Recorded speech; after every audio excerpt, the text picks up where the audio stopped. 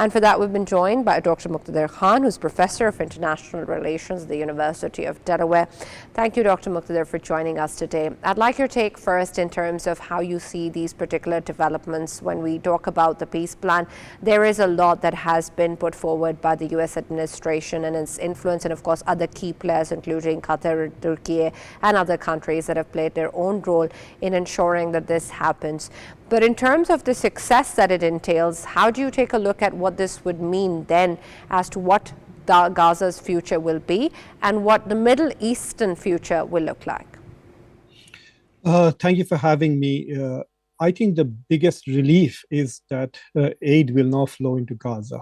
So besides the fact that there was genocidal violence on the people of Gaza, there was also starvation taking place and children were dying of hunger, which was very painful and troubling to watch. So for me, the biggest relief is that as soon as the two sides signed it and the Israeli Security Cabinet approved the deal, now about 600 trucks per day are going to enter Gaza with additional aid, and hopefully that should essentially mitigate the suffering of the people of Gaza. So I think the best thing that has come out of this is that there is aid that is going to flow endlessly, unlimited aid. That is how President Trump defined it.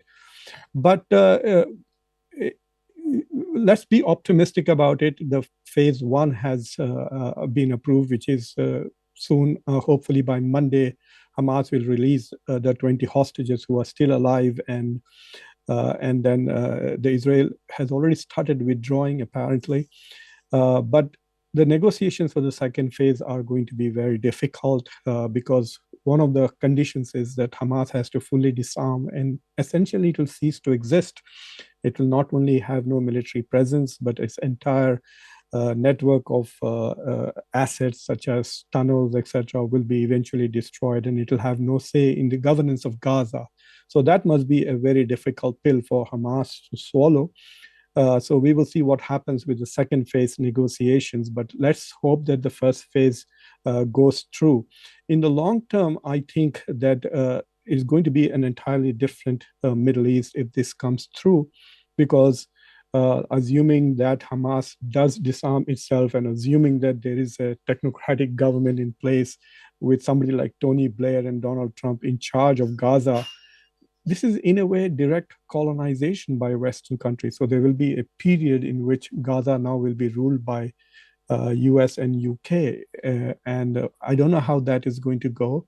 That does not mean that other Palestinian groups may not emerge. Does not dismantle Islamic Jihad. So we will see what happens going forward and what role the Arab countries play.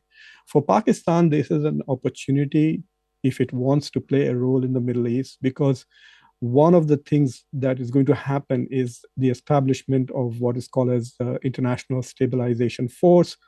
And I think while the Gulf countries are willing to provide billions of dollars, the estimate for reconstruction of Gaza is $53 billion. So maybe $10-20 billion will come from Qatar, Saudi Arabia, and United Arab Emirates. But are they going to put boots on the ground? And that's where the role of, I think, non-Arab countries like Turkey and Pakistan will come in, and maybe there will be an opportunity or pressure for these countries to provide to the ISF. And then obviously Donald Trump will try to expand the Abrahamic Accords. He's calling for Iran also to sign in up. And I think there will be informally a lot of pressure on Pakistan also, if it plays a role in the Middle East, to sign up on the Abrahamic Accords, if all goes well. But ultimately, this plan has no plan for a two-state solution. There's nothing there. And there's no timeline for that. And plus, there is nothing in this plan which stops the violence in West Bank, the expansion of settlements in West Bank. So it is quite possible, God forbid, but it's possible that the violence may just relocate itself to the West Bank while Gaza is under United States and Tony Blair's governance. Very essential aspects, Dr. Khan, and I want to explore a little bit further, especially when we take a look about where in all of this is going to be the will and the representation of the people of Palestine, and where is the free Palestine that everyone has been demanding. And so when we take a look at bodies that are responsible for ensuring that there is peace and that there are rights that people have been asking for, that they're given to them, and there are international laws and values in place. How do you see the involvement of bodies like the United Nations that have also declared it to be a genocide deal with the certain situations and dynamics that are evolving, not just in terms of what needs to be put in place, especially in terms of who is it that will be calling the shots, as you talked about, how they're going to be external representations of world leaders and countries from the UK or the US. Why can it not be a more neutral body or structure that does that? And then how exactly will that be ensured that there is accountability of what has happened? Because of course right now we all want this to stop and of course the suffering to end and aid to reach the people of Gaza. But what about what happened in the past 2 years? Who's going to hold Israel and Netanyahu responsible for the crimes that he has committed? Sana, that's the critical point. Gaza is not only a site of devastation, but it's a crime scene. So we need human rights organizations to go in there as soon as possible and start documenting the genocide that took place. And this is something that under Tony Blair, Tony Blair is there to cover up, basically. He's going to try and minimize and hide the crimes against humanity, crimes against the people of Gaza that the Israeli army has committed there. So yes, we need to have human rights organizations there documenting this systematically, even if not to hold accountable, but at least to tell the story of what happened here to future generations. And that is one thing. But let's not assume that this thing is going to go through smoothly. For example, where is Donald Trump going to find the technocratic people who are also from Gaza and have no connections to Hamas? So is he going to go to West Bank and recruit people from West Bank who are Palestinians to go there? Or is it going to be just packed with people from Jared Kushner's company who are going to be running Gaza? So the next step, of course, the biggest hurdle is of Hamas, whether it disarms or not. And I think Netanyahu is hoping that Hamas refuses to disarm fully, then it will allow him to continue with the war in some way or the other. And the deep withdrawals are also not complete. Like after the first phase, Israel will still occupy 53% of Gaza. After the second phase, it will still be occupying 45% of Gaza. And then towards the end, it will still have a buffer zone which occupies 15% of Gaza. And that is going to be very dangerous because that is going to instigate some young Palestinians to take action.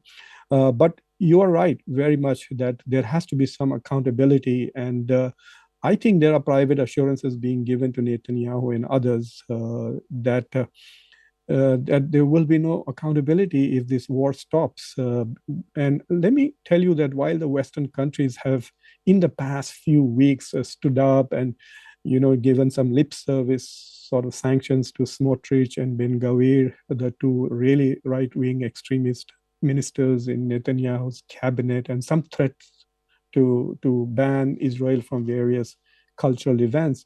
But once this war stops, it will be just a matter of time that everything will be forgotten in the West, and Israel will be back again as it was before this genocide began. And that is where the role of human rights activists, people who speak truth to power, they must not take their eye off the ball. And of course, we will see what role the Arab countries play, whether they are going to be happy that the fighting has stopped and there will be no progress and demands towards establishing a Palestinian state in the borders that it has been imagined in the past, 1967 borders. So those are big issues, but fortunately, there's more recognition of the Palestinian state. So it becomes a bit more difficult for Israel to erase the Palestinian state. And additionally, Israel has lost a lot of goodwill in the United States, which is critical, absolutely critical for Israel to maintain its dominance in the Middle East. And we will see most Muslim countries, especially Arab countries, have realized now that they cannot entirely rely on the United States to protect them, especially after Israel attacked Qatar. So they are looking to diversify. Saudi Arabia turned to Pakistan to establish a defense tie. So hopefully there will be more understanding that, look, we signed up the Abrahamic Accords, we got nothing for it. We got bombed. The Gulf was bombed by Israel. So we will see what happens going forward. But the two or three things are positives that we must not forget. One, that because of this deal, there is no ethnic cleansing of Gazans taking place by force. They may choose to leave because life is absolutely unlivable at the moment in Gaza. And if there is delays in reconstruction, then life is going to be impossible there. I hope aid really, really comes in, and at least, as we get closer to winter, there's shelter also generated. So one good thing that has happened is there is no ethnic cleansing. Number two, the Israeli occupation is ending. Number three is aid is being provided. There's no discussion of democracy or self-governance in Donald Trump's plan. That word doesn't occur. So how long will this team chosen, I think, by Tony Blair, probably Tony Blair, Jared Kushner, and Steve Witkoff probably will be playing a role in collaboration with Egypt, Jordan, and Qatar in selecting people who will govern Gaza. How long is that going to go? Is there a timeline to have an election in Gaza? Or like, I don't know how that is going to happen. And is there any chance of integrating Gaza with West Bank?